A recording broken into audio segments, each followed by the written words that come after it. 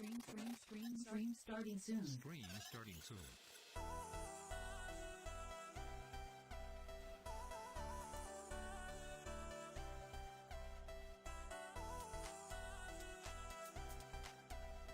Stream starting soon. Stream starting soon.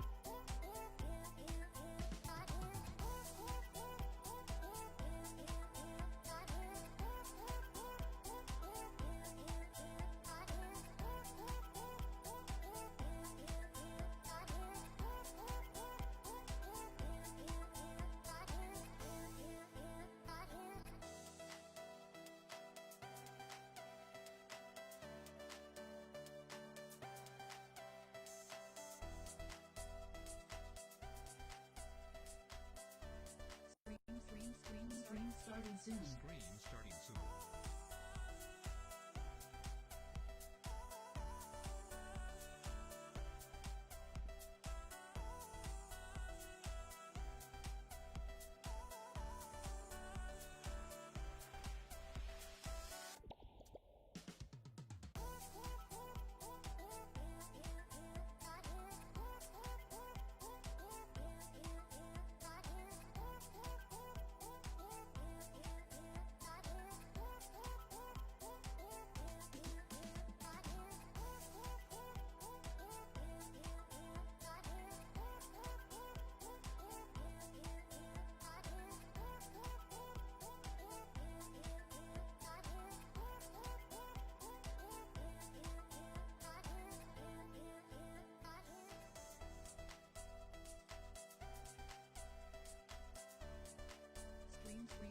Stream starting soon.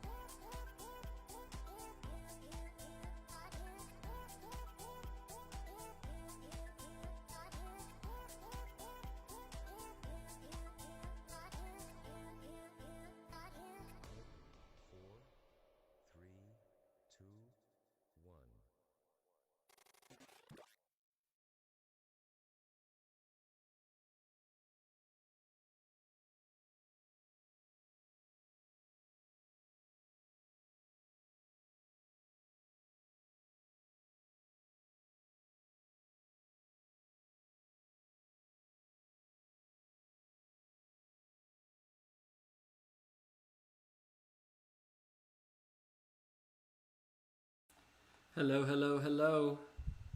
Can everyone hear me?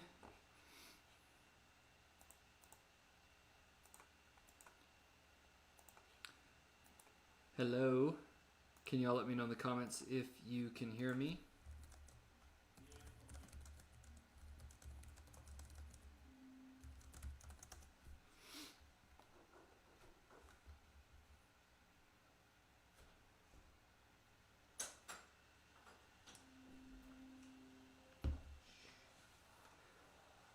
You're all right, Mr. Mike. Oh, we're not filming?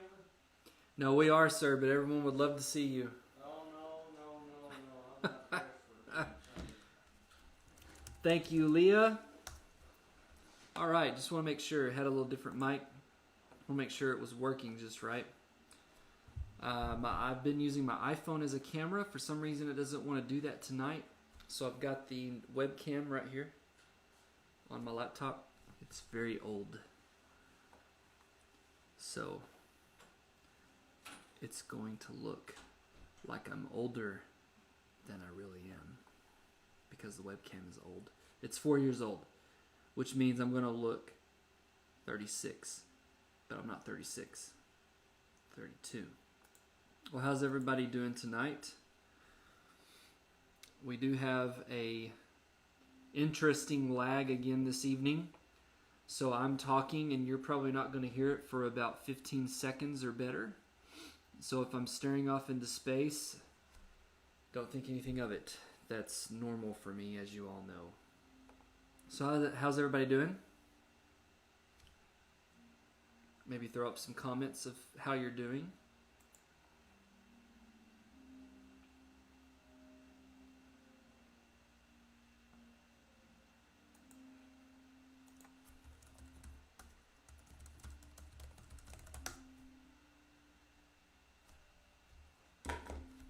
I truly care about your well-being, so I would like to know.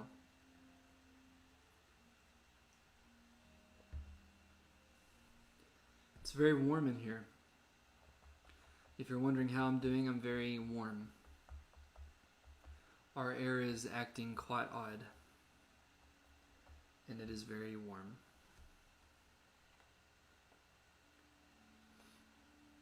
Okay, so either you all are waiting. Leah has been having a cash money day. That's amazing.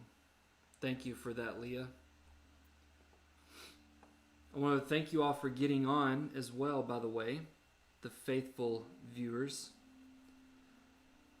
Maggie, you're fine. It is good to know that through the injured ankle, you still have a positive spirit. Keep looking over here. I'm used to my camera being over here, and it's right here. So, sorry. Microphone's over here. Camera's over here. Looking a little weird, I know. I know that has nothing to do with it, though. So, anyways, I do appreciate you all joining, and we'll get started with our shenanigan game. I want to start with a game called 3-Year-Old Pictionary. 3-Year-Old Pictionary. Okay? So, what's going to happen on this game is you're going to see a picture in chalk, like chalk art. And the picture is going to be a 3-year-old has drawn something with chalk. You're going to be given multiple choice options to see what you think this 3-year-old was drawing. So, 3-Year-Old Pictionary. Name of the game. Very fun. If you've been in youth, we've actually played this. It was probably over a year ago. Thought this would be cool to let everybody else do, since we got adults and children on here.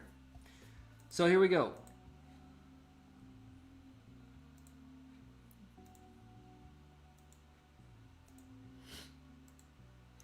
First up. So here on your screen, you've got a drawing, again in chalk, and you've got 3 choices. Is this chalk drawing that a 3-year-old did a drawing of a vampire, an angry cow? Or is it Kael'thas Sunstrider, master of the burning legion? I don't know if I said that name right. Kael'thas Sunstrider, master of the burning legion. So which of these three might you wage a guess here that it is?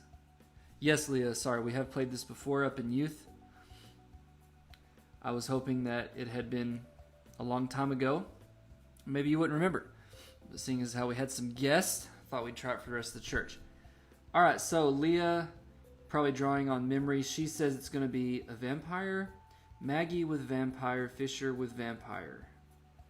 And Joshua is saying an angry cow. Yes, an angry cow. Okay, let's see.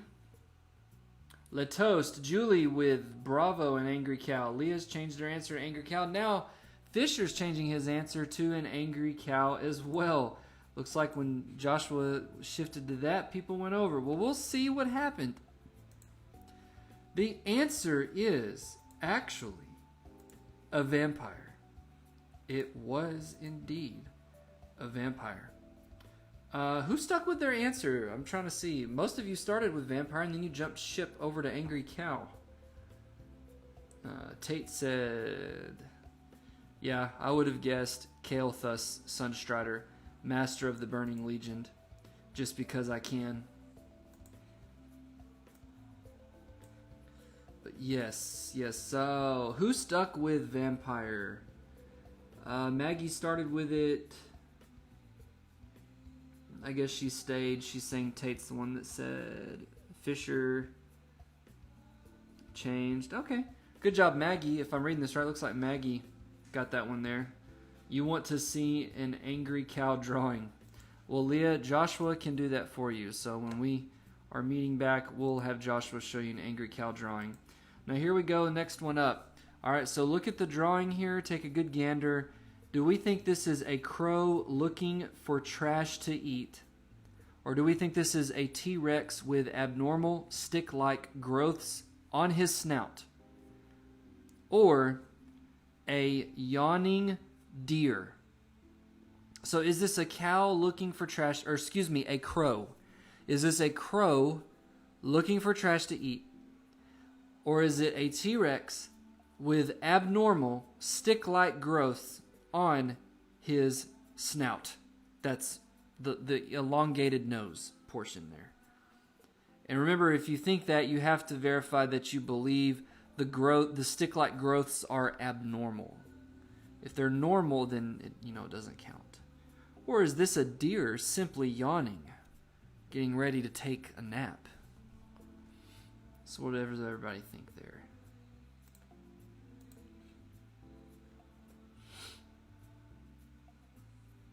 All right, Leah starting with it's a deer yawning. Joshua says a deer yawning. Josiah says a T-Rex. Yes. Julie coming in there with this is, of course, a deer that's just tired. Okay. Fisher with yawning deer. Most everybody with yawning deer. Maggie taking the low road there. She just said all three, covering all the bases there. If only that could count, I admire the effort there. Okay, answer is this was supposed to be in the 3-year-old mind the original artiste, a crow that was looking for trash to eat. I'm honestly not sure how to visualize this because, I really have no clue. I think the key to interpreting this piece of art is what you think are eyeballs down there. They're not its eyes. They're something else. I have no idea. It's like maybe they are its eyes, but they're in the back of its head. Its beak is pointing back, and it's upside down. Maybe the trash is behind it, but the moon's gravitational pull is inverted thus causing the crow to be inverted. I have no clue. Moving on. I digress.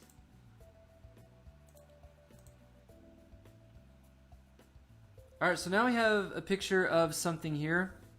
First glance, I wanted to say cat or something, but that's not even an option. Alright, so did this 3-year-old say, hey, look, I drew a zombie rabbit? A zombie rabbit. Or did this 3-year-old say, I drew a happy bat?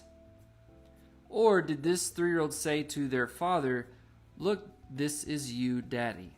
So do you think this 3-year-old said, hey, I was drawing my father, I drew a happy bat, or I drew a zombie rabbit? What do we think is going on here?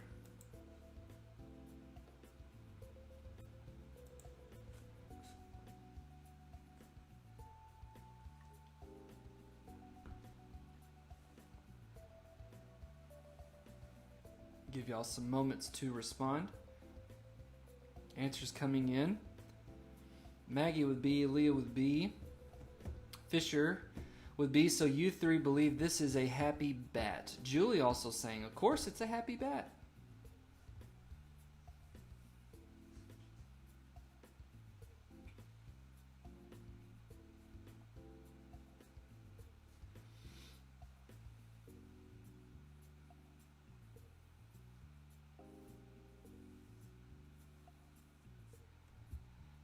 Okay, both of my boys are saying this is a zombie rabbit.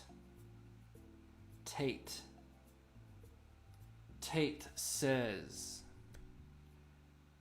the kid would have said, hey, I drew my dad. Okay. The answer is a happy bat. Note the smile. Note the smile, it says. This, of course, was supposed to be a happy bat. Congratulations, most of you. You voted for happy bat. Next up here, take a good look at this three-horned whatever contraption sentient being. And do we believe that this is a three-horned goat? Or Grondark, lizard king of the north? Not the south, not the east or the west, the north. Or do we think this is a dancing gecko? If you're not sure what a gecko is, maybe you've seen the Geico commercials, the Geico gecko. So do you believe this is a dancing gecko? Or is this Grondark, lizard king of the north? Or a three-horned goat? So what do we think here?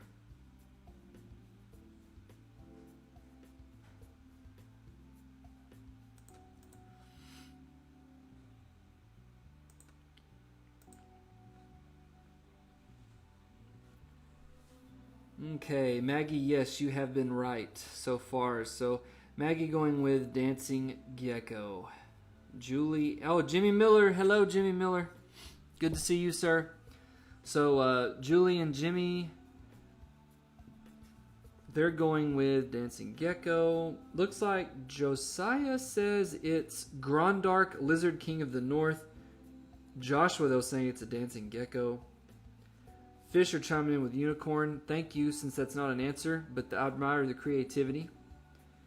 And Maggie said, oh, Maggie changing her answer now. She's going with Grondark, lizard king of the north. Okay. Let's see what we have here. Answer is actually C, a dancing gecko. If you will note, he is mid-jig. Mid-jig. There's definitely some mid-jig action going on. This was clearly a dancing gecko. I would have actually voted for Grondark just because it's a cool name. I mean, why not? Lizard King of the North. I wonder what the Lizard King of the South's name would be. Maybe that's a Lizard Queen. Lizard Queen of the South. Anyways, next up. Take a look at this one. What do we behold with our eyes? Is this a friendly centipede? Is it a superhero cat fighting bad guys? Or is this the coronavirus strain? Is this a friendly centipede? Is this a superhero cat fighting bad guys? Or is this a strain of everything that has shut the world down right now? Give you guys a moment to look there.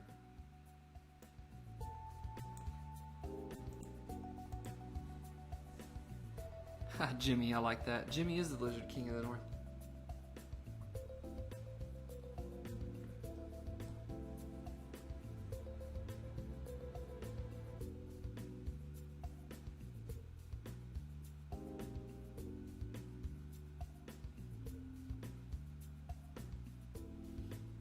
All right, here's some answers coming in.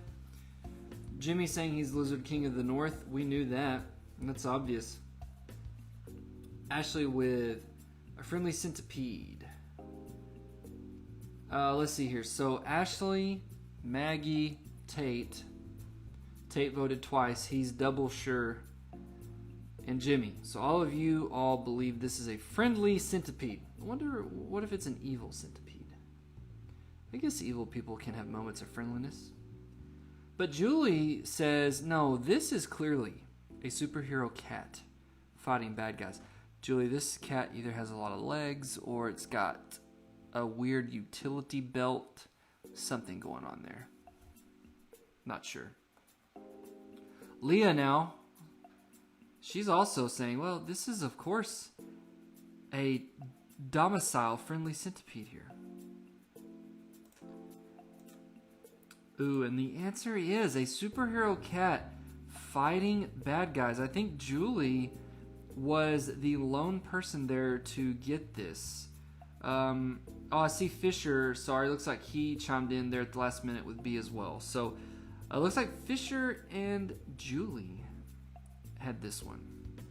Looks like my cat after a fail. Yes. A man robbing a bank. Of course.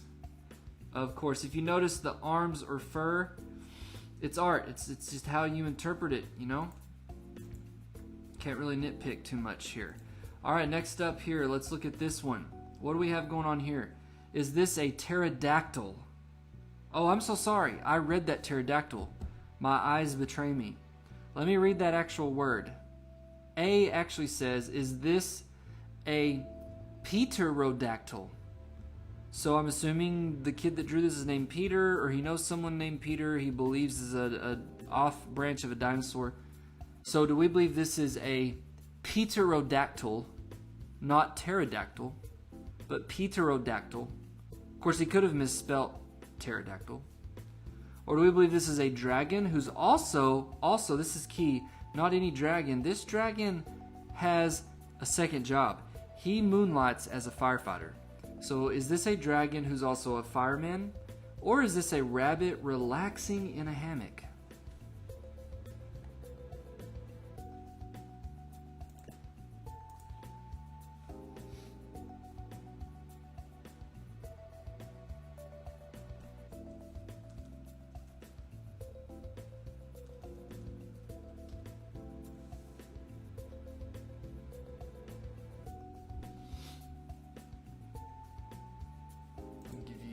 Guys, a few moments to answer.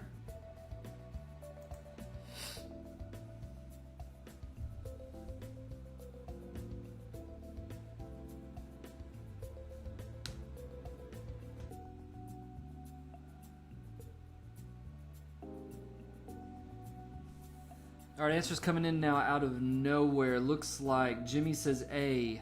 Pterodactyl. He just says whatever that is. I think it's A. We've got all of the Russell clan, and we've got Tate voting multiple times there. I say all the Russell clan. Maggie said D. Thank you, Maggie. Not a choice, so I appreciate it, though.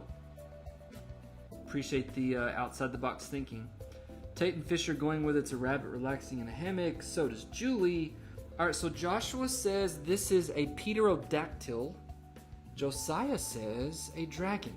You know what, Josiah? I also would vote a dragon who's a fireman. Fisher changed his answer. He's going with pterodactyl. Okay. Tate holding strong with multiple votes for Charlie, a rabbit relaxing in a hammock. All right. Let's see what this is. This is... What is this here? This is, of course, a dragon who's also a fireman. Let's see here. Congratulations to Josiah. I know he voted for that. And you know what? I don't know if any of the rest of you voted for that. Good job, Josiah. I think you're the lone winner of that one.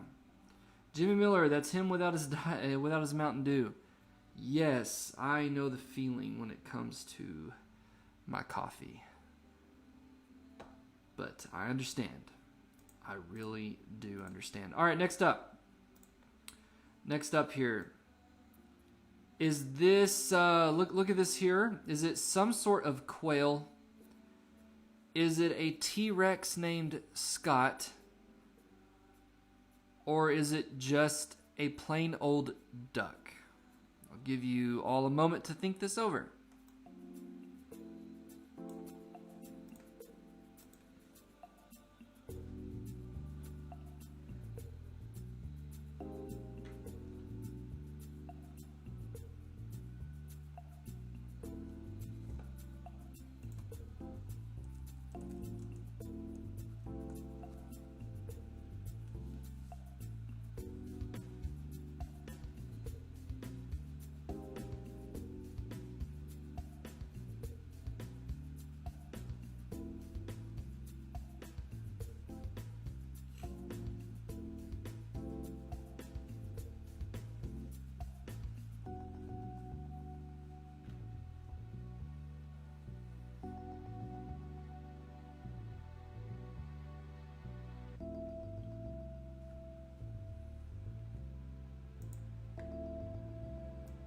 All right, several of you answering now. Looks like our lag caught up. Julie says this is a plain old duck. Joshua and Josiah both saying plain old duck. Jimmy, it's a Russian duck. Yes, that would explain a lot if it was a Russian duck. Fisher also says this, of course, is a duck. Of course it is a duck.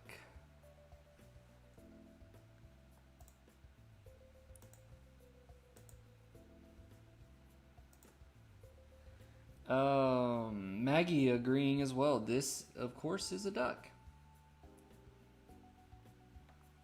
Alright, anyone else? Oh, Leah, sorry, I see yours now. Leah says it's also duck. So everybody's voting duck on this. Okay. Alright, let's see what it is. Congratulations, everyone. This was just a plain old duck. Has the word quack there. Plain old duck. Good job, everybody. Good show. Alright, next up here. What do we have going on here? Is this a Teenage Mutant Ninja Turtle drinking a smoothie? That one makes sense. Or did this 3-year-old say, hey, this is my mommy drinking her coffee? Or is this Tom Cruise in Mission Impossible 3? I'm not sure that the 3-year-old would have seen Mission Impossible 3 or know who Tom Cruise is, but maybe he does. Who knows? I'll give you all a few moments to think this over.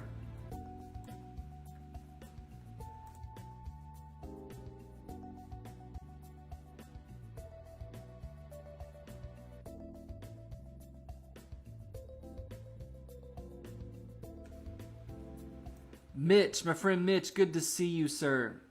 Chiming in there with that was a chicken. Chicken, arise. It was actually a duck.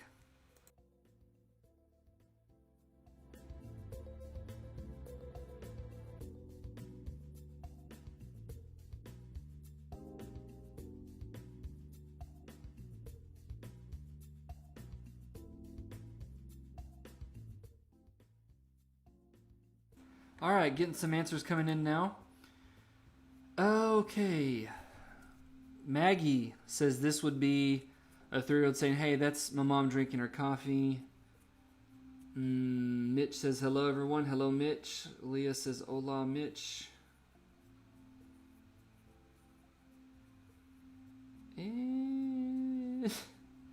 And Tate with B. So Tate again. So both Russell kids right there and Fisher. So all 3 Russell kids saying, well, this would be mommy drinking her coffee. I'm not sure what to think then about Miss Christie's head there. But anyways, Julie says, a Teenage Mutant Ninja Turtle drinking a smoothie. I knew you were going to vote that, Julie.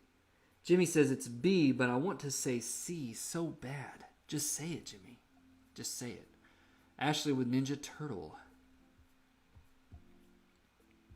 Leah changed her mind. She says, oh, this would be a mommy drinking some coffee. Let's see what we got here. We have C. Jimmy, you should have said it, man. Go with your gut, dude. Should have said it. This, of course, was none other than Tom Cruise in Mission Impossible 3. I am honestly not sure how I feel about that. I think these parents should probably regulate a little bit more closely what they let their 3-year-old watch. But anyways, moving on. I digress. There's no time. Next one. What do we have going on here? The sun blasting rays of death on... That's funny. Okay, so let me read that again. Do we have the sun blasting rays of death? Not rays of sunshine. These are rays of death on unsuspecting beachgoers. Now, beachgoers, if you're not familiar with the term, would be people at the beach. So this is the sun blasting rays of death on unsuspecting beachgoers, or is this a creepy octopus giving a hug? That is not... That's disturbing. That looks more like a creepy octopus using the bathroom on someone. I'll say it that way. I'll say it nicely. Or is this Spider-Man? Spider-Man without a body, I guess. Or he's turning into a literal spider. Alright, so what do you all think?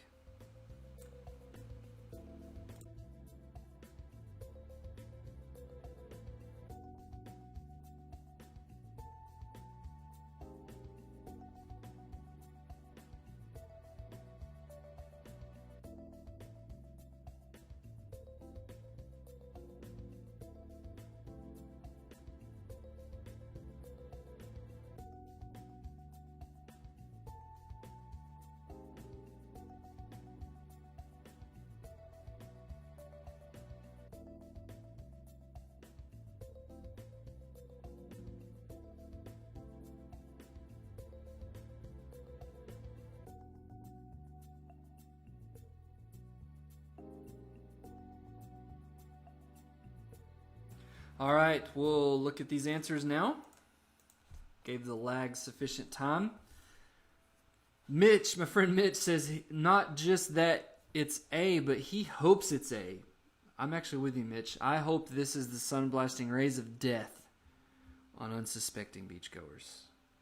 Jimmy says, of course, it's A, and so does Julie. Looks like all of you here. We've got all three Russells with this is the sun killing people. Both of my boys, Joshua and Josiah, say that as well. Jimmy, all right, what does Jimmy got here? A and C, Spider-Man getting blasted by the rays of the sun. That's good, Jimmy. That's clever. That makes sense to me. Makes perfect sense to me. Let's see what this was here. This was the sun blasting rays of death. They put us a little note there. Climate change is real. They made the sun have this very Sith Lord, defiantly angry looking face. So, congratulations, everyone. All right, we're almost done here. What do we got going on here? Is this a king holding hands with his best friend who's a bee?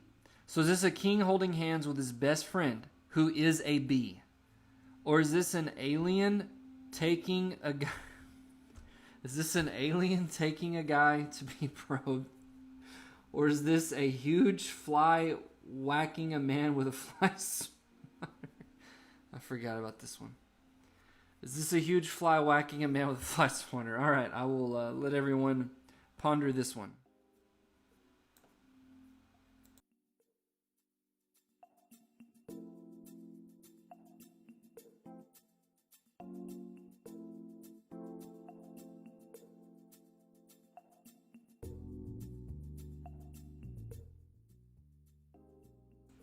Speaking of that last one, yes, Mitch, I agree. 3-year-olds should not be familiar with the politics of climate change.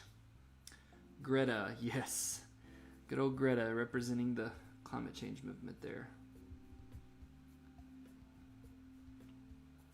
Jimmy says this has to be an alien taking someone.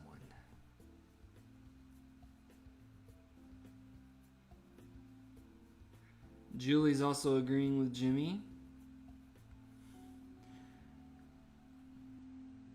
Thanks for pointing that out, Mitch. The boys saying alien. All right. Fisher, he's different now. Fisher's changing this up. He's going with a huge fly whacking a man with a fly swatter. Maggie says it's A, but C would be funny. I agree, Maggie. So Maggie says, though, her answer is it's a king holding hands with his best friend who's a B. All right. Leah says, no, we're going with alien on this one. Let's see what it is. Oh, man. Good job, most of you. This was an alien. Taking You Gotta Be Probed. Yikes. Yeah, very much yikes there. Last one.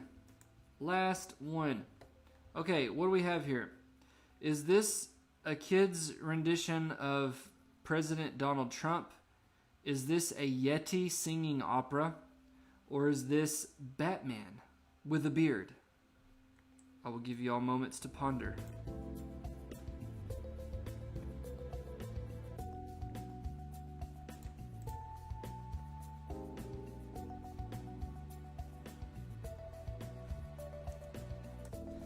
Mitch, someone needs counseling. We all do.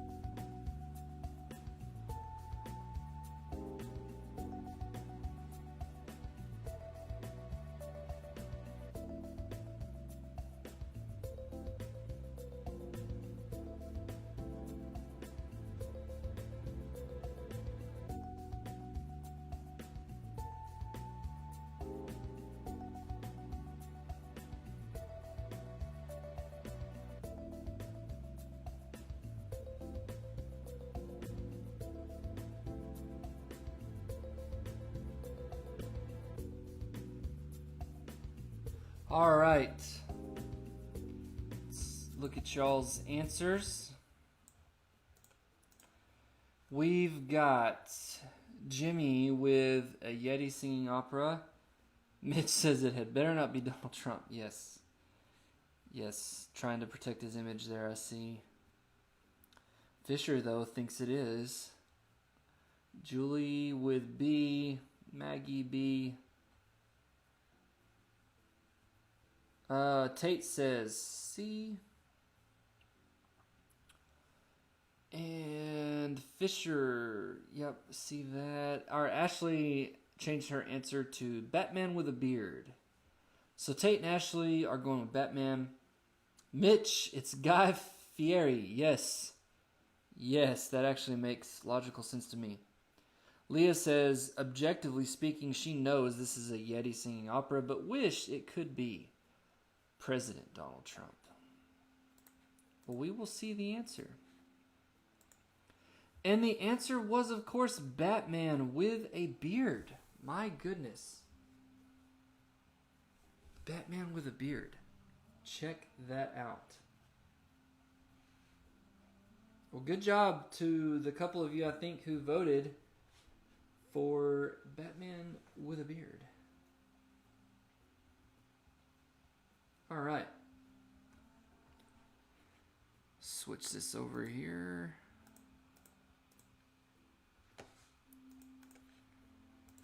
Hey, thank you all for playing that, indulging me on that game there. Really appreciate it. Hope you all enjoyed it. Hope it brought enlightenment and encouragement to your soul. Oh, let's see. Josiah just corrected me that it was the boys who said Batman, not me. Oh, sorry about that, Josiah. That was my boys answering correctly there. Good job. Good job. Okay. Well, that ends our pregame shenanigan time. And now let's move into our lesson. And I'm going to try to make this, I say this every week, but it's really hot in here. The air's not working. It's really hot. So I'm going to probably try to move fairly decently on the speed. But if you have Bibles or you want to look along, I'll have it on the screen. We're going to be back in Matthew chapter 17 this evening. We're going to try and finish what we started last week. My computer crashed. I apologize to everyone who had to endure the terrible lack of professionalism that was on display last week. That happened on multiple counts. It wasn't just the computer. I'll leave it at that. No more said. But apologies for that. And apologies for any bystanders, any victims of that. So apologies there. Moving on. All right, Matthew chapter 17, verse 14. I'll throw it up on the screen in just a moment. And I'll put it in the comments. Dante's Inferno. Thank you for that, Mitch. Put up in the comments there. Matthew 17, verse 14 is where we are going to start.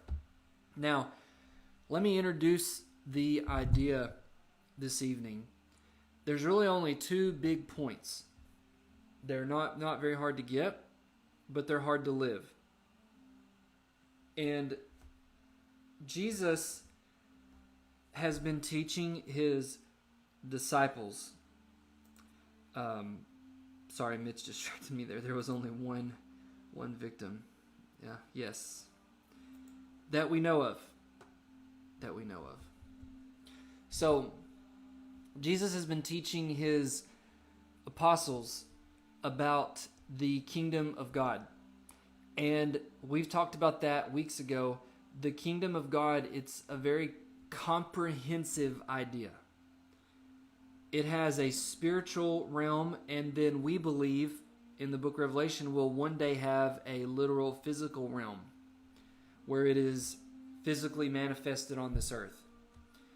And Jesus comes and preaches the kingdom of God is near. But people misunderstood that. They thought that meant he was about to restore physical power, political power, military power, overthrow the Roman Empire. And people rejected him largely when he said, no, first I must suffer and die, provide forgiveness of sins. That starts the kingdom of God, and it's more of a spiritual reality. It's God's kingdom reigning from our hearts. It's God influencing the world through his church, and I don't mean a building church, I mean his people that make up the church worldwide. And then he says, but one day, yes, when I return again, it will not be the lowly baby in the feeding trough. It will be he comes as King of Kings and Lord of Lords with the armies of heaven behind him and literally puts down all sin and evil powers and institutes God's real kingdom, his actual kingdom reign on a new heaven, new earth. I said all that to say this. This is what this has to do with this evening. Okay, so think of this evening's message around 2 points. Okay, if I'm talking more this evening as if we're Christians. I can't assume. I don't know everyone's heart, okay? But this message is directed to someone that would say, yes, I'm a child of God. I'm a born-again believer in Jesus Christ. I am a Christian. If you're not, then listen. I believe it would hopefully still speak to you. But the question would be this. As a child of God, as a Christian, as a born-again believer in Jesus Christ, how am I to conduct myself while on this earth until we get to heaven someday?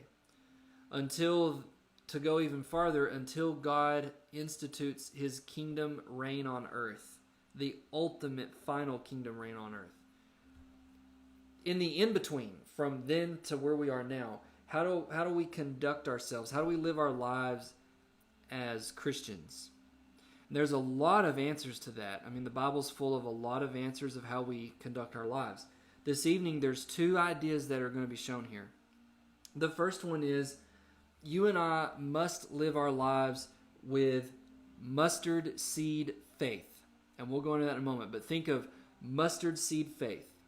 So number one, we must live our lives having mustard seed faith. And secondly, we must live our lives as model, honorable citizens of the countries that we belong to. In our case, Americans. But this would apply to anyone. And we're going to dive into those kind of lightly. We can get in the weeds, but we'll dive into them lightly. So let's look at that. Now in Matthew 17, verse 14, it's going to start here with a scene, a story. Let me throw this up on your screen now so you can follow along with me if you need to. Bear with me here, and there it is. Okay. So let me read this to us. Verse 14, Matthew 17:14. When they came to the crowd, a man came up to him, and kneeling before him, said, Lord, have mercy on my son, for he has seizures, and he suffers terribly. For often he falls into the fire, and often into the water. I brought him to your disciples, and they could not heal him. Let's stop there. Okay, so let's set the context real quick. I don't want to spend a lot of time here, but let me just real quick refresh our minds where we are. Let me check the chat and make sure as well. Okay, so Jesus, Peter, James, and John, they were up on the mountain, and we talked a couple weeks ago about the Mount of Transfiguration, where Jesus was transformed, transfigured, metamorphosis is where the word comes from. He was transfixed, he was transformed, and they got to see a literal physical glimpse. It was like a preview.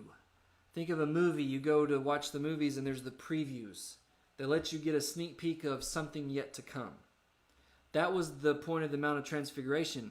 He gave them a sneak peek of his real glory. See, they were seeing the human Jesus who could do miracles of God. They hadn't seen the full glorious Jesus exposing his God glory. It was shrouded in human flesh. And so he gave them a glimpse of that. And we talked about the reason because of that is that's a great encouragement for us to press on even though life can get hard. Because we keep in our minds what's yet to come, what's awaiting us. The glory of Jesus that's awaiting us to be able to be in the presence of, to live for that, to worship that, to reign with him. And so they've come down off this mountain, this majestic divine experience they've just had. And now we come down off the mountain, they rejoin the other, would that be 9, 10, 11, 12? So the other 9 apostles that were left at the bottom of the mountain.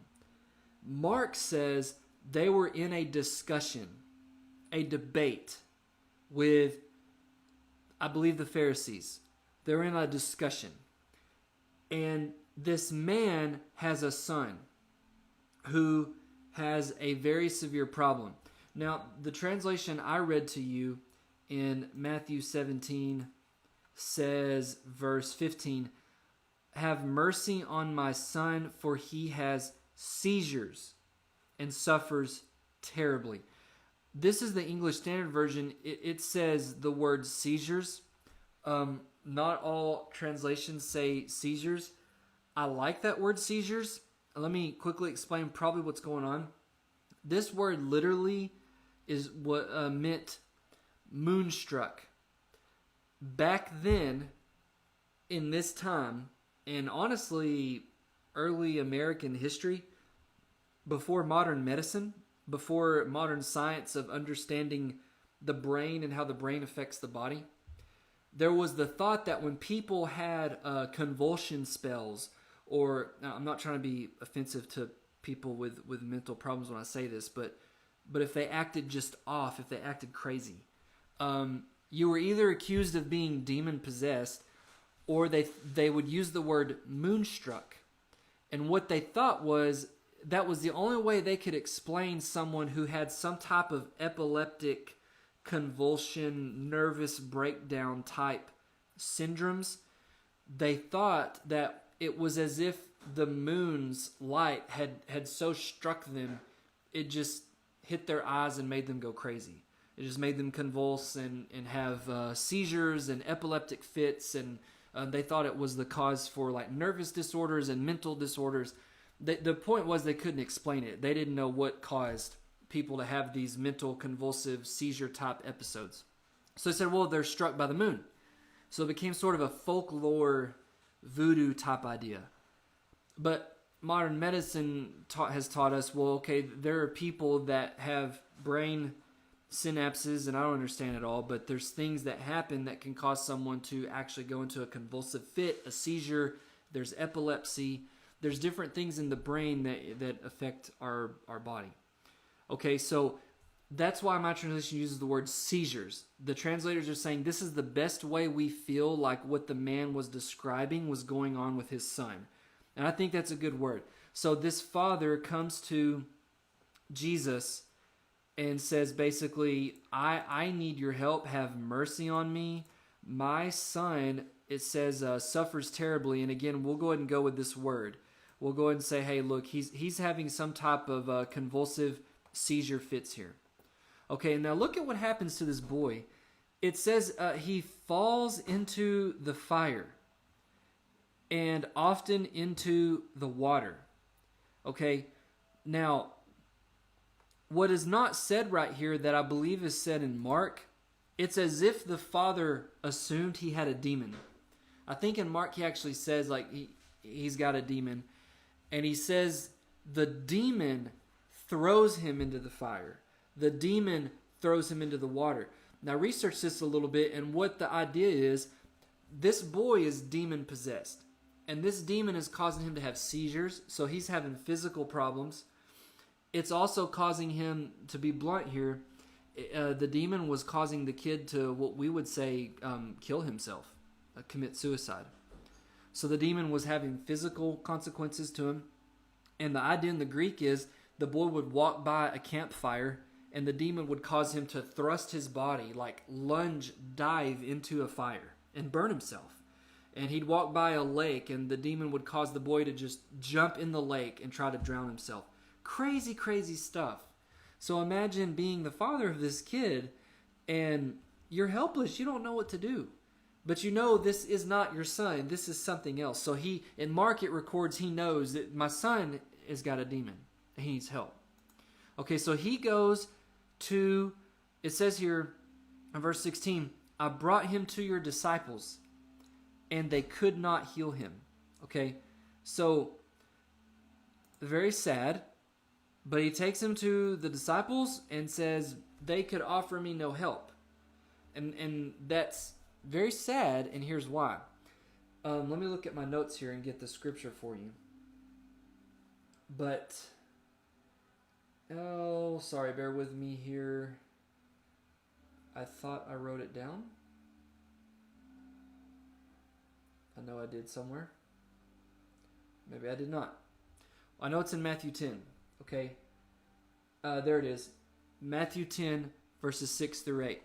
Let me show this to you all real quick. And I'll be real fast, but I think this is interesting, okay? If we were to go to Matthew 10, here's something that's going to be a little shocking, okay?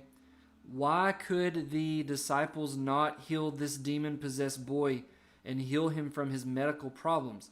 This is why this is a scandal. Because 7 chapters ago, Bible commentators believe over a year ago, Jesus did this right here in Matthew 10. He sent the apostles out to witness, to share the gospel, and he gave them power. He gave them actual power. Look at Matthew 10:7. Proclaim or preach. And then he says, as you go, saying the kingdom of heaven is at hand. But look at Matthew 10:8. Heal the sick, raise the dead, cleanse lepers, cast out demons. You received without paying, give without paying. Okay, so they over a year ago had been given by Jesus' own authority the power themselves. They should have been able to heal this boy. That's the scandal here. They've already been told by Jesus, I grant you on my authority the power to heal sick people, lepers, raise dead people, cast out demons.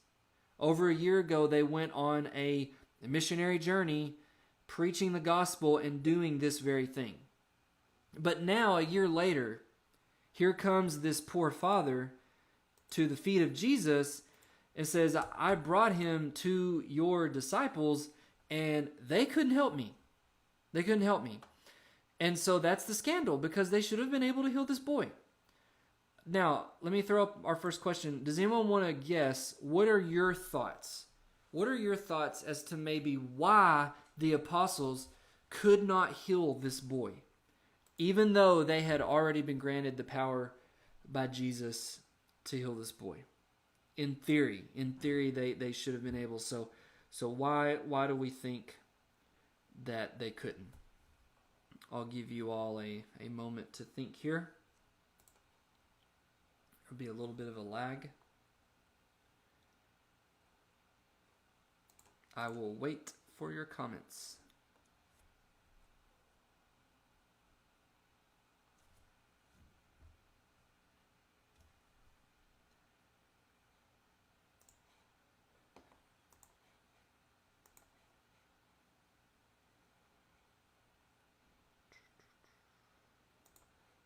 So why do we think they could not heal this boy?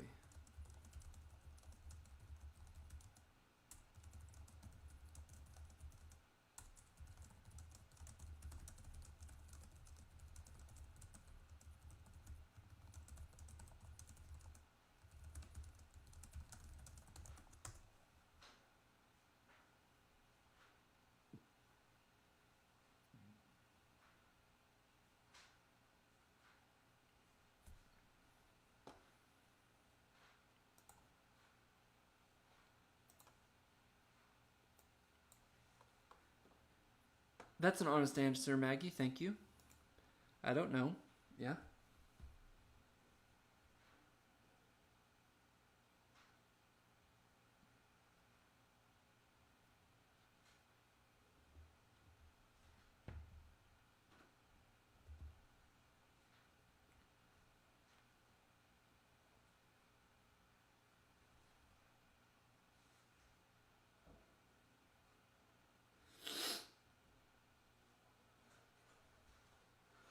Okay. It's all right. Well, Jesus is going to tell us a little bit of what's going on here. So let's keep reading. Jesus says in verse 17, he answers now, O faithless and twisted, that word could also be perverted, faithless and twisted or perverted generation. How long am I to be with you? How long am I to bear with you? Bring him here to me. So notice Jesus is going to help the kid, okay? He's going to help the kid. So don't think Jesus is being mean here. But he does take a moment to express some frustration. And his frustration is, where is the faith? Where's the faith? Why? And he's kind of lamenting. The human side of him is saying, how much longer am I going to have to put up with this faithless and twisted, sinfully twisted? And when he says generation, he's speaking broadly. All of the Jews of Israel, basically. All of them in general were just a faithless and twisted generation of people. Okay, so verse 18, Jesus rebuked the demon. So that means he literally gave a command to the demon. It's like he told him, get out, get gone now. He rebuked it, and it came out of him. And the boy was healed instantly. Instantly the boy was healed. So in this scene, we see that... I'm sorry, I'm just not seeing some comments here. So Jimmy's always got good answers here. Lack of faith in Christ. They had faith in themselves instead of the one who gave them their faith. Jimmy, bravo, sir. Bravo. Jimmy Miller, I believe, said what my point was going to be better than I could say in one sentence. Huge kudos on that, Jimmy. Let me read Jimmy's again, because that's really, I'm going to really take what he said, and that's going to be the idea, okay? Why could the apostles not heal this kid? They had a lack of faith in Jesus. They had faith in themselves instead of Jesus, the one who gave them their faith. We could say, I'll add a few words to Jimmy's sentence, gave them also their gifts, their abilities. Now, this is why that's important. Let's keep reading, okay? So we see this father was in despair. He had no one else that could help him but Jesus. The disciples couldn't even help him. But let's look at verse 19. The disciples came to Jesus privately. Okay, so notice here privately. There's a little embarrassment going on. They're like, hey, and they ask him, how come you could do it and we couldn't? Why could we not cast out the demon? Verse 20 is our answer. Jesus said to them, because of your little faith, because of your small faith, your little faith. For truly I say to you, if you have faith like a grain of mustard seed, you will say to this mountain, move from here to there, and it will move, and nothing will be impossible for you. Now, this is the key. This is our point right here, okay? And I believe it is what Jimmy Miller said, okay? The apostles, notice a few things here. Jesus did not accuse them of having zero faith. He did not accuse them of having no faith. Not zero faith. He said little. There's a difference in zero and little. We want to have a lot, but at least they have a little rather than zero. Okay, so he said, you have little faith. You couldn't help this boy because of your small faith. Again, you have some faith, but he was saying like this, you didn't have enough faith. You had little faith, but not enough faith. Now, I think what Jimmy said is dead on right, and here's what I mean. Let me explain this just a little bit more, okay? I believe the apostles' problem and why they couldn't help this boy is they were trusting more in, Jimmy said themselves. I think we could say it like this. They were maybe even trusting more in the gift itself rather than the one who gave them the gift. Okay? So let me say this several different ways to try to drive the point home. They had some faith, but what was their issue? Their issue was over 1 year ago in Matthew chapter 10, Jesus said, I give you some of the power that I have. Heal the sick, raise the dead, cast out demons. I'm going to give you some of that power. A year's time has passed, and they've probably gotten used to having that power. And this father probably comes with his son, and they probably say, yep, no big deal, we got it, here we go. Rather than remembering that they must constantly be dependent upon the Lord to even be able to carry out their gifts that Jesus gave them to do these miracles. They probably got accustomed to it. They got used to it and began to, like Jimmy said, they probably began to just rely on themselves. And I would say they probably even began to rely on the gift itself. I can give you a real example of this because I can attest to it personally. This is my own temptation. I have been called to ministry. I've been doing it for a little over 8 years. And over these years, I would like to think, I think it has, my spiritual gifts that I've been given. I believe I have the gift of teaching, the gift of preaching. It doesn't mean I'm great, but I believe that those are gifts God has given me. There's gifts with an ability to understand Scripture in a certain way to be able to regurgitate it back out in a way for people to understand, to proclaim God's message. Over the years, this has been a real battle. All of a sudden, I have to battle reading the Bible for actually myself, because I'm a Christian before I was a minister, versus reading the Bible just to get a good lesson. I have to remember that before I teach a lesson like tonight, before I get behind a pulpit and preach a sermon, I have to constantly remember that it is not because I might have natural speaking abilities. I don't think I do.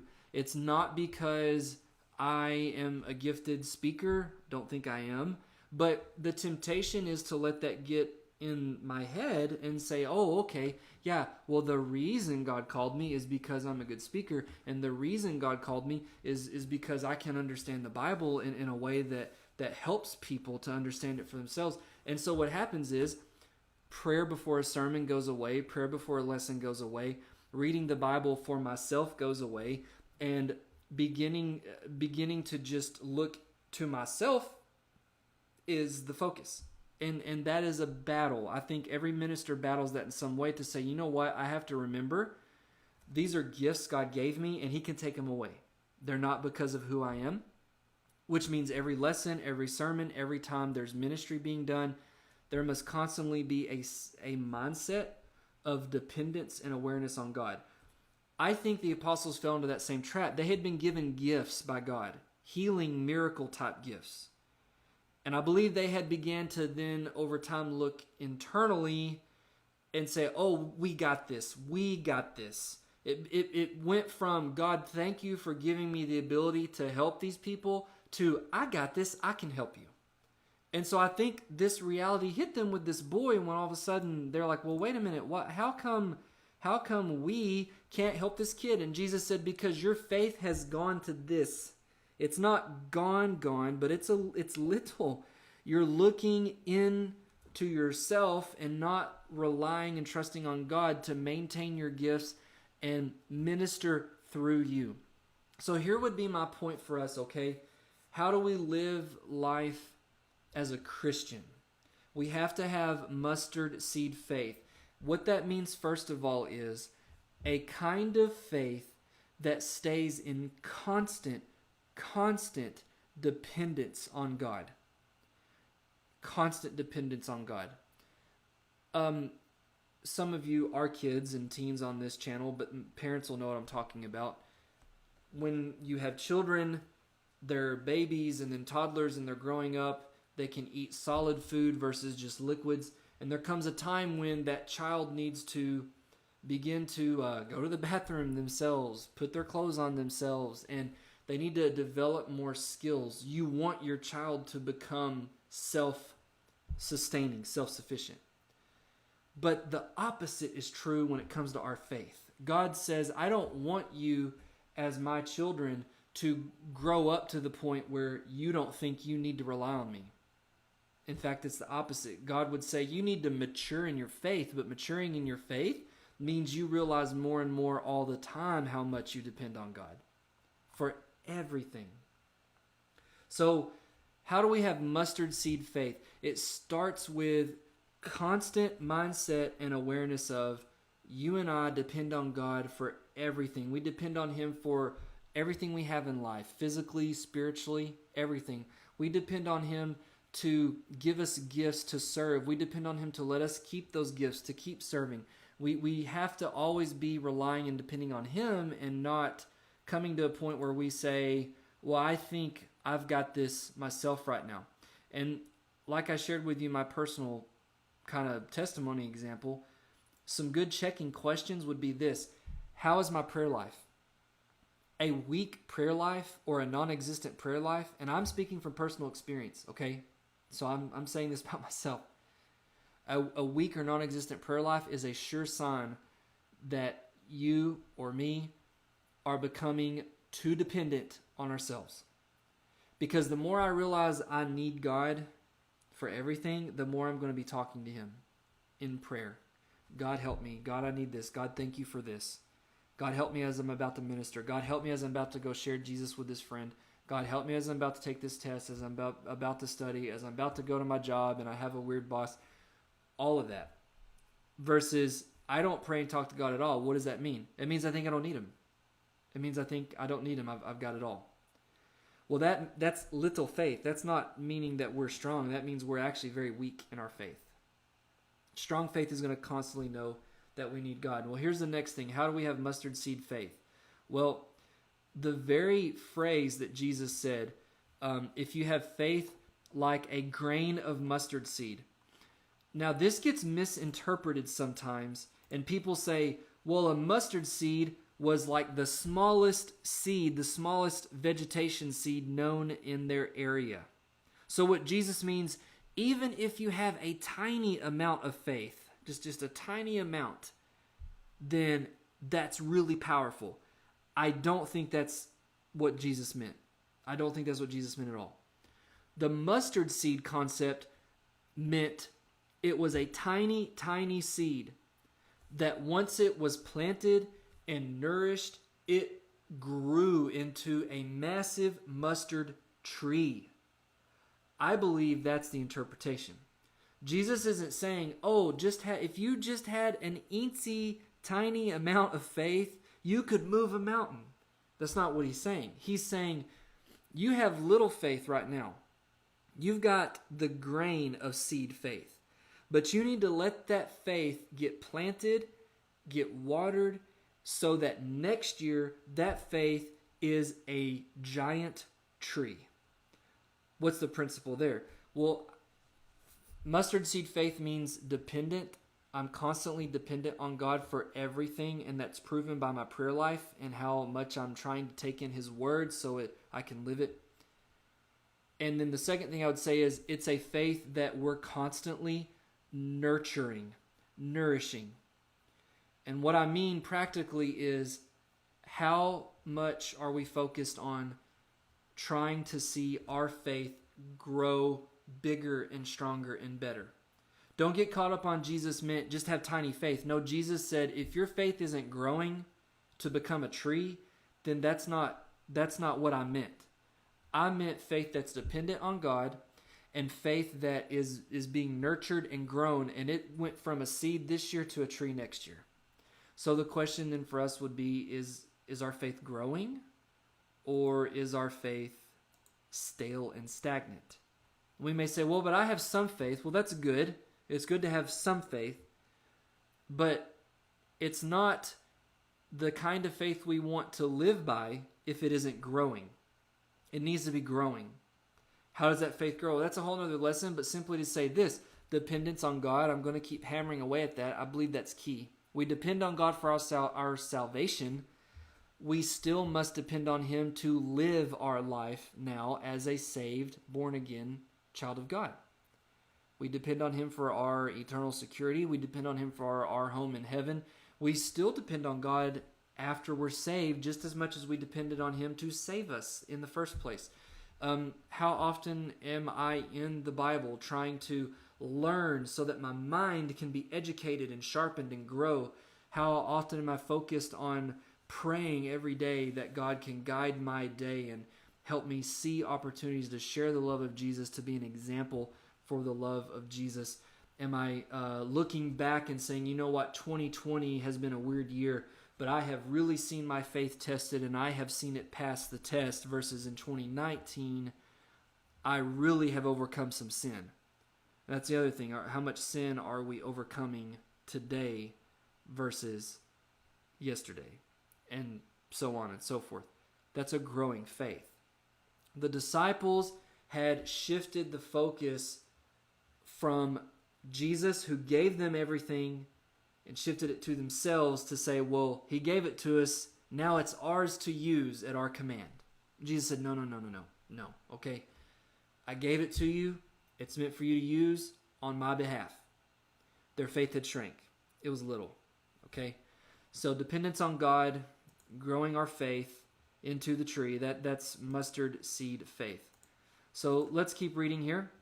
He says, you could say to this mountain, move from here to there, and it will move. Nothing will be impossible for you. When I was a kid, I used to take this literal. I thought, man, like I could literally pick up a mountain with my faith. Like that's a super Jedi trick, to have enough force power to move a geographical mountain.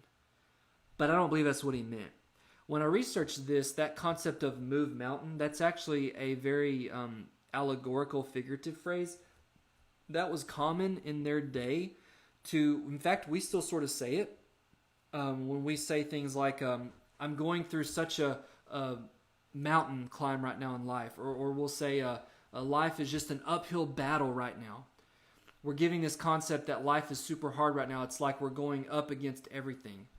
So they had this phrase for, hey, you can move mountains. What does that mean? Mountain was viewed as an obstacle in your way.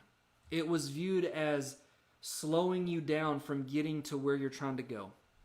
You don't want mountains, you want nice, flat, smooth road. So when people would say, oh, you're moving mountains. Well, what they meant was you're really overcoming some struggles in life. You're growing. You're really moving beyond the hard times. You're accomplishing some goals and objectives, and you're getting things done. Well, I think Jesus then was saying if we have mustard seed faith, it's faith that's dependent on God. It's faith that is constantly growing from a seed to a tree. And then thirdly, the concept of moving mountains, then it's an overcoming faith. It's the kind of faith that isn't getting held down by life's circumstances, no matter how bad they may be. It's a faith that says, I acknowledge this circumstance right now in life is not good, but it's not crushing my faith. I'm crushing it with my faith.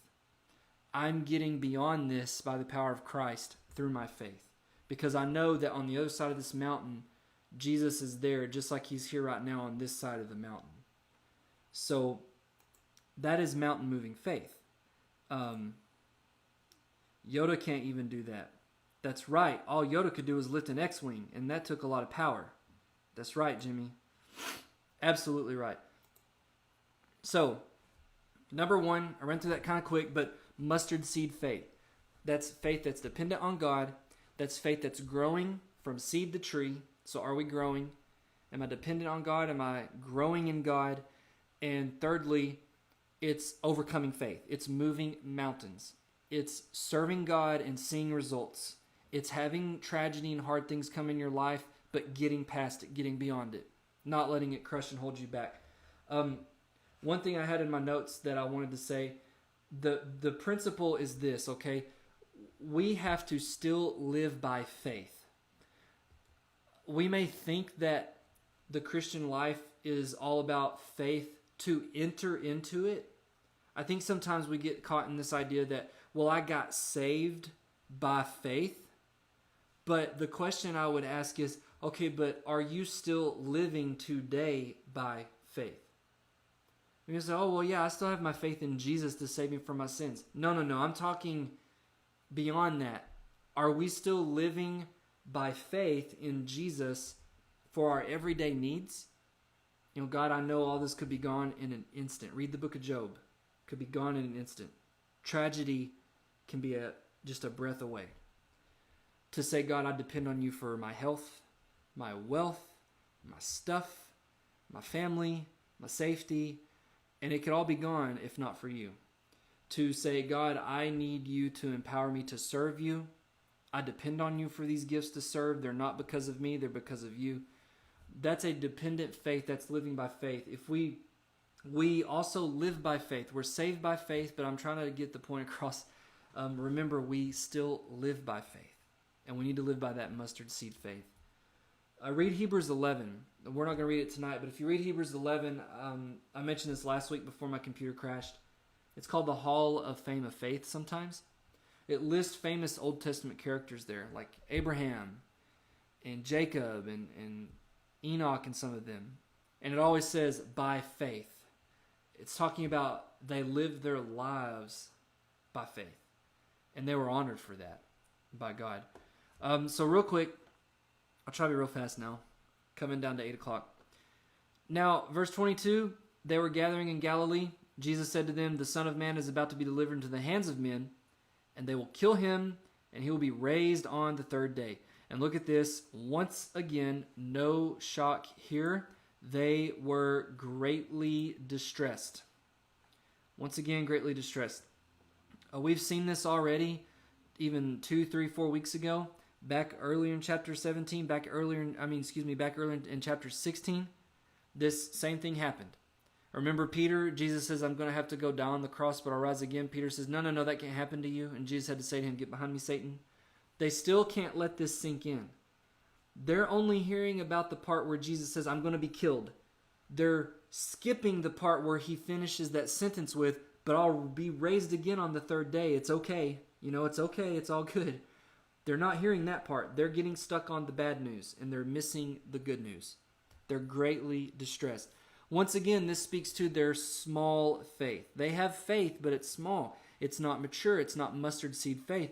because they can't let it sink in that, oh yeah, Jesus has told us this and he has to do this. This is a part of the plan. They were caught up in, this is a tragedy, this can't happen. Rather than, I hate that you're going to have to die, but I'm thankful that you're going to die for me, and I'm thankful you're going to rise again on the third day. So, again, mustard seed faith is faith that, I would say the principle like this. The kind of faith we need is the kind of faith that doesn't get caught up in the temporary bad news. A bad doctor's report, a layoff of a job. I mean, these things are bad, but they're not the end result. They're not the final answer. Like Jesus said, I'm going to be killed. And they stopped right there and are sad. But he went on, but I will rise again on the third day. So the same thing with us can happen when we have little faith, is we get bogged down emotionally with the stuff that's going on that bothers us, rather than trying to look past it in faith and say, God, what are you doing in my life with this bad circumstance? Because I know you're in control still, and you've got something beyond it that you're going to use to grow me with. And the final principle is this. I'll try to be as fast as I can. It's 8 o'clock, okay? The second principle is, as Christians, we need to live as model citizens. We need to live as model citizens. And here is going to be an example. Sorry, I'm catching up on comment. Jimmy says, I like to ask this, by whose faith are you being saved? That's a good question, Jimmy. Excuse me. Very good question. Okay.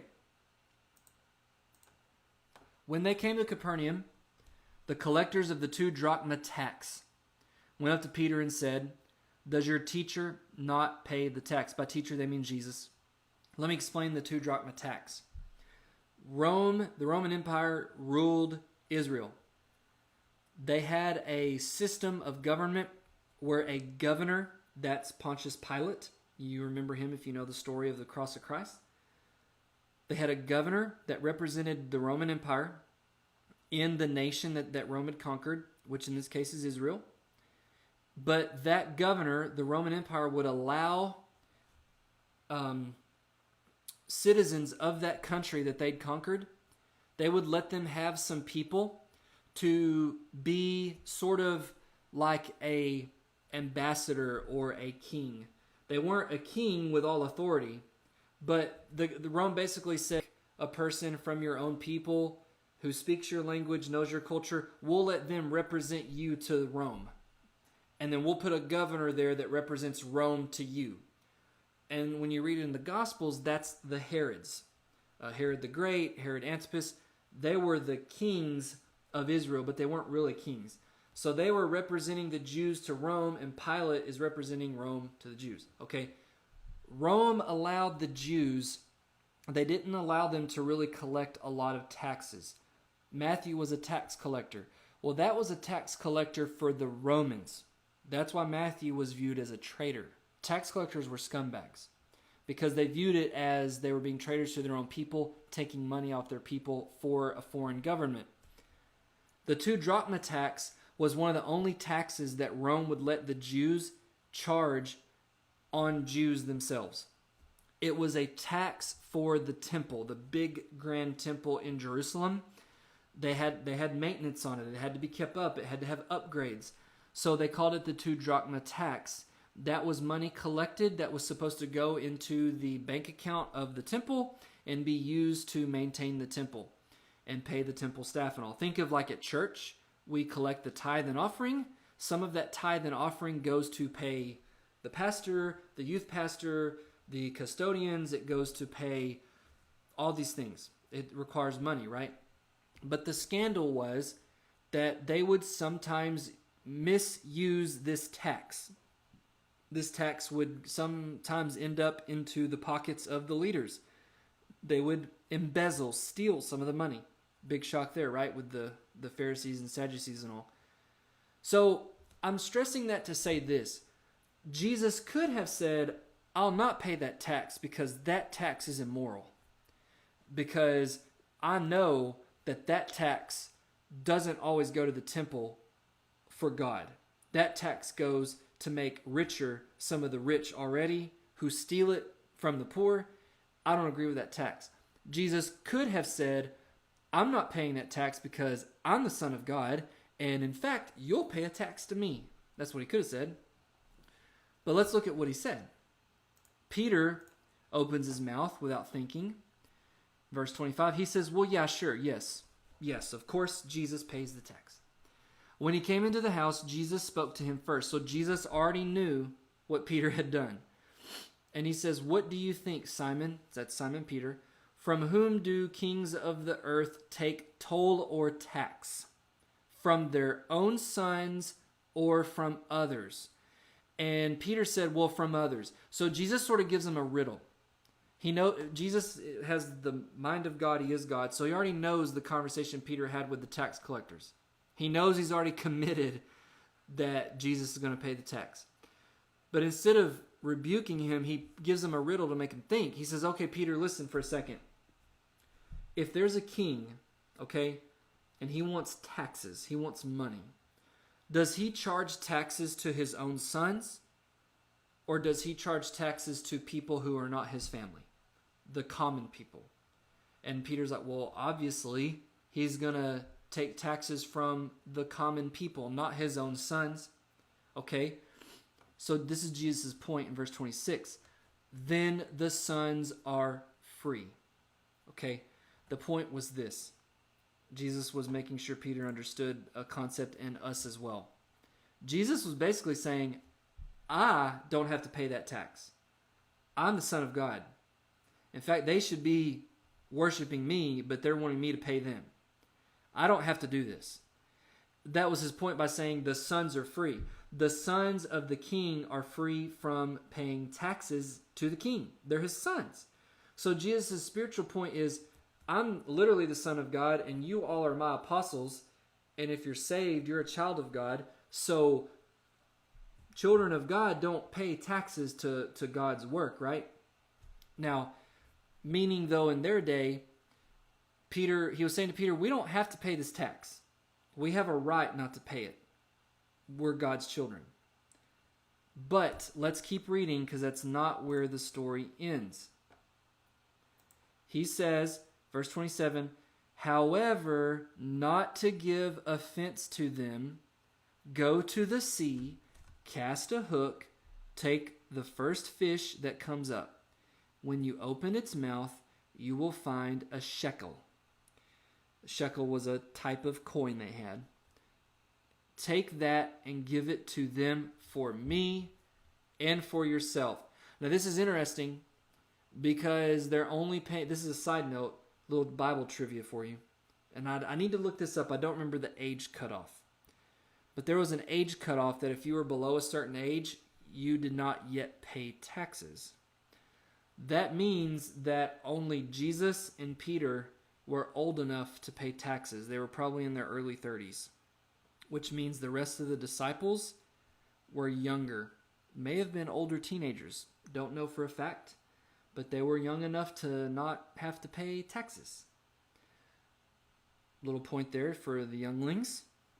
Never too young to serve God. I mean, Jesus chose young people to be his apostles. So only two are old enough to pay the tax, Jesus himself. Now he does a miracle here. Says, Peter, you're going to go fish, and the first fish you catch will have our tax to pay. I want to draw your attention to verse 27, though, the first words.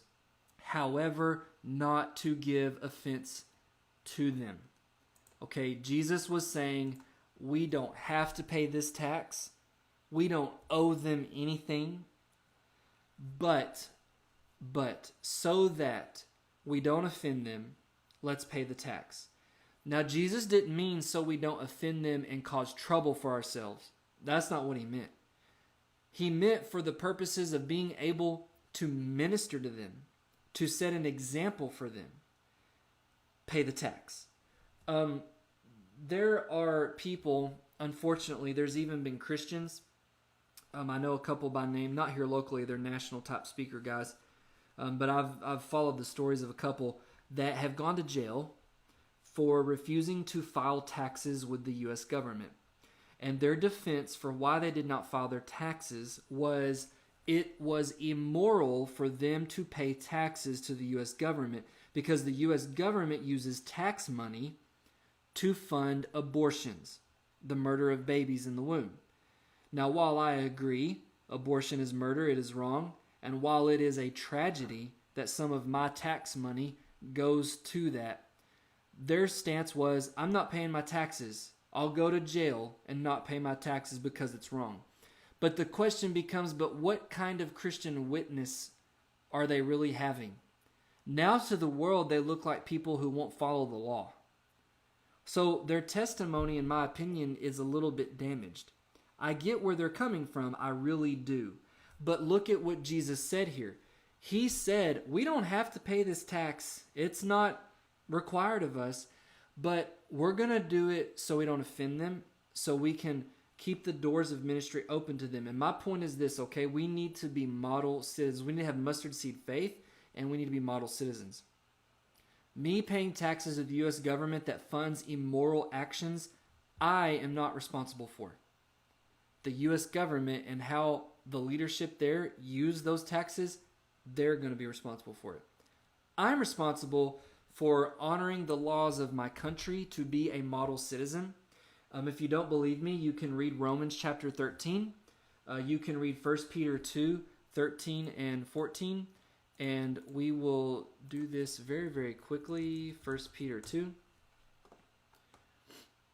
In 1 Peter chapter 2, verses 13 through 14, it says, he's writing to Christians, be subject. That means put yourself under the authority of. So be subject for the Lord's sake to every human institution, whether it be to the emperor as supreme or to governors as sent by God to punish those who do evil and to praise those who do good. For this is the will of God, that by doing good you should put to silence the ignorance of foolish people.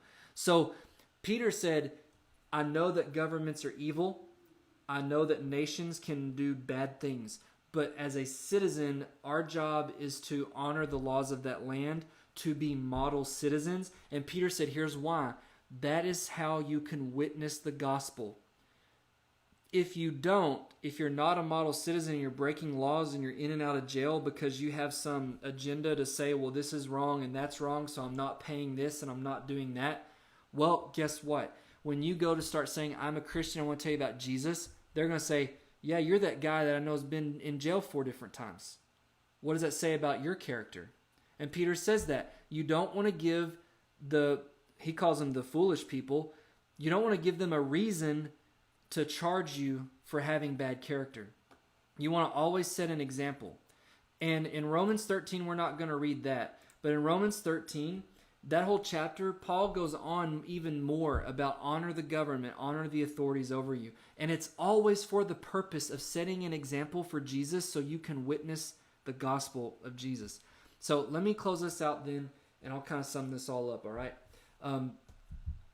Mustard seed faith, we have to have it. Is it growing? Is it getting stronger? Is it dependent on God? Be model citizens.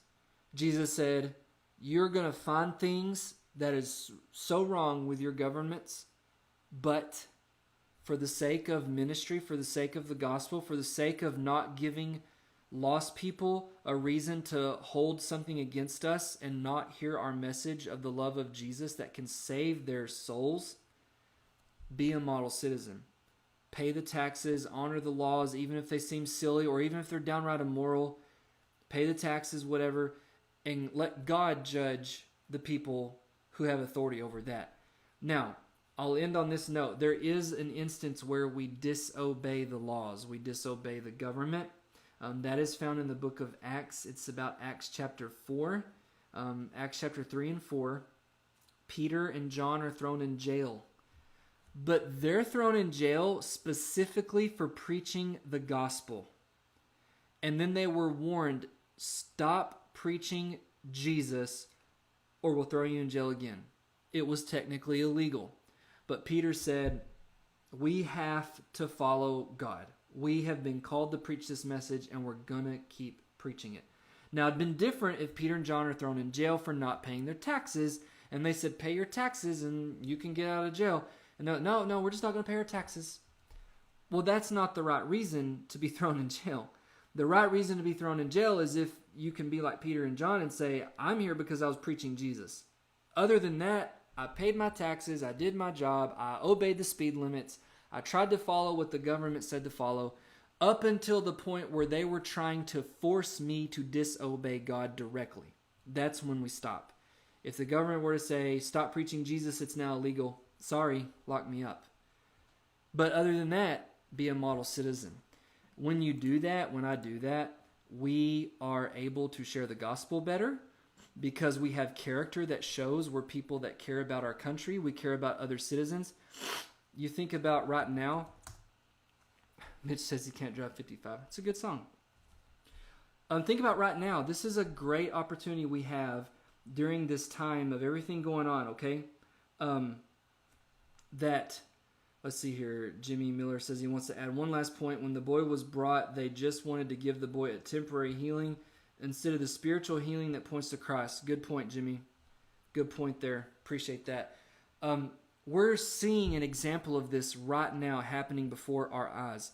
The pandemic going around has challenged us as churches to have to decide how much can we pull back from having traditional church the way we were, because the government has asked us, hey, can you guys change how you meet?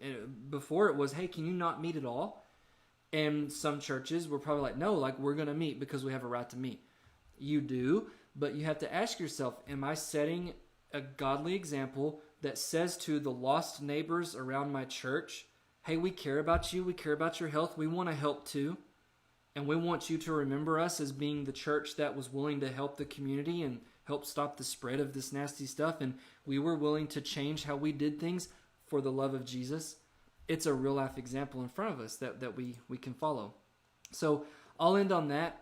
I want to thank you all for your time hanging out with me. And I had a lengthy lesson there. I apologize. But I appreciate that. I hope it has helped you in some way to remember, have mustard seed faith, and be a model citizen. Challenge as you go this week. Am I having growing, dependent, overcoming faith in God? And am I doing things that set an example to my friends, my coworkers, my fellow classmates, everybody around me, that I'm a model child of God and will be? Thank you all. God bless you all. And we will end on that. And I will see you all next time. May the force be with you.